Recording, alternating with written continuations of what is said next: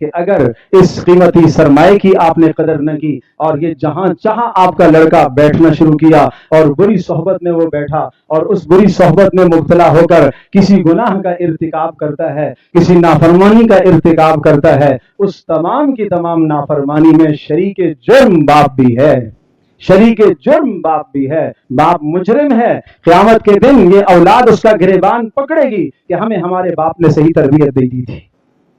ہمیں ہمارے باپ نے نیک تربیت نہیں دی تھی۔ اس لیے باپ کی ذمہ داری ہے اولاد کے لیے نیک دعا کرنا، یہ باپ کی ذمہ داری۔ ابراہیم علیہ السلام کی دعائیں ذکر کر چکا ہوں، عرض کیا کرتا ہوں کہ 7 دعائیں ابراہیم علیہ السلام نے اپنی اولاد کے لیے فرمائی ہیں جو اللہ نے سورہ ابراہیم میں ذکر فرمائی۔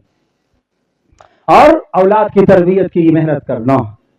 خوب محنت کرنا، اس کے لیے تڑپنا، جس طرح سے ایک آدمی بے روزگار ہوتا ہے اور اپنے روزگار کو حاصل کرنے کے لیے، آمدنی کے ذرائع حاصل کرنے کے لیے تڑپتا ہے، محنت کرتا ہے، راتوں کو اٹھ اٹھ کر مانگتا ہے، اس طرح سے اپنی اولاد کے لیے تڑپنا۔ یہ پیارے رسول صلی اللہ تعالی علیہ وسلم کا فرمان ہے کہ جناب باپ کی دعا اولاد کے لیے کبھی بھی رد نہیں ہوتی۔ اس نے یہ نہیں فرمایا کہ باپ نیک اور بزرگ ہوگا تو اس کی دعا قبول ہوگی، بد ہوگا تو اس کی دعا رد کر دی جائے گی، نہیں، دعوت الوالد لولدہ، باپ کی دعا اولاد کے حق میں ہمیشہ قبول ہوتی ہے۔